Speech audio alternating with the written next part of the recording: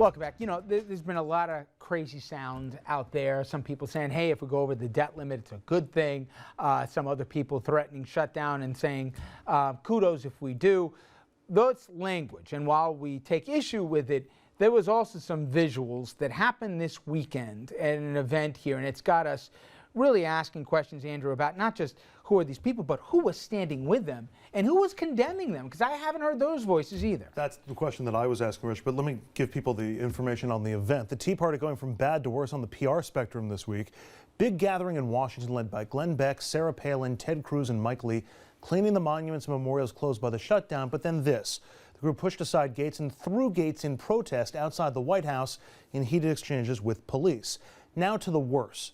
During much of the proceedings, in the midst of the angry crowds, there were Confederate flags front and center. You see one just to the right of the center of your screen there.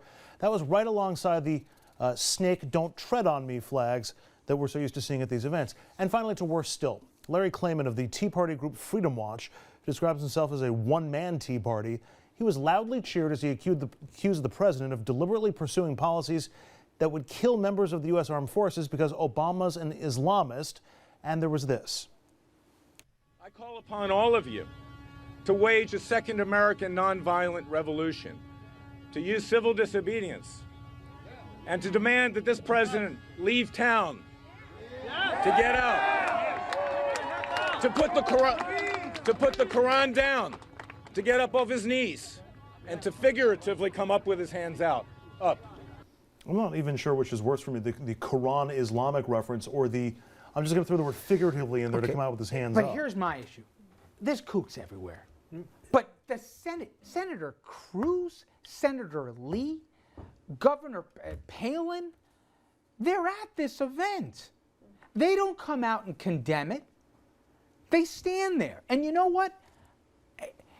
It's our president they're saying this about. Forget that they're crazy, it's wrong, there's not a scintilla of fact, and I think it's a little dangerous here.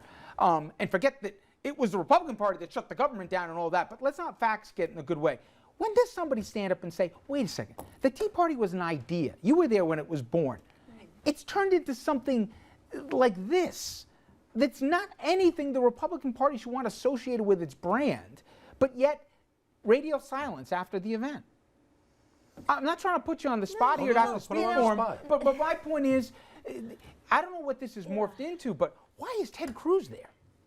Well, I think, you know, look, anything that's overtly not factual, disrespectful, harkens to aspects of the nation's past that we should all have gotten beyond, should be condemned and rejected. And certainly in everything I do in public life, I can only speak for myself. I can only be responsible for myself in that sense.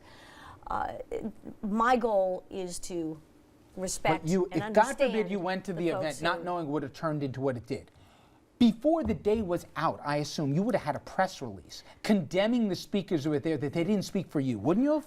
Yeah, I presume so. Unlikely I would have been in there in the first place. But let's say you got roped in. You're missing the point.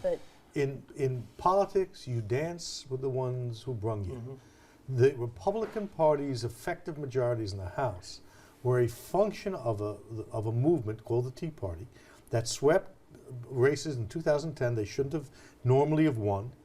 The people who were winning Republican primaries so they could become senators, like Mr. Lee, who beat Senator Bennett, and Ted Cruz, win because of these people. And they're not going to go back and dump on their face. The one who brung you is always the electorate you serve. And certainly the electorate in the Hudson Valley is one that rejects those divisive words. I think we got to hit a break, but I think free advice that I think everybody here probably agrees to, it has reached the tipping point that forget about condemning. People should run away from this stuff. It's not going to help, and the polls confirm it. Well, that's all I have time for the panel here. Congressman, thank you so much. Andrew, Dominic, Richard. When we come back, I'm going to show you an event that happened this week, and a really terrific event for a great cause. Stay with us.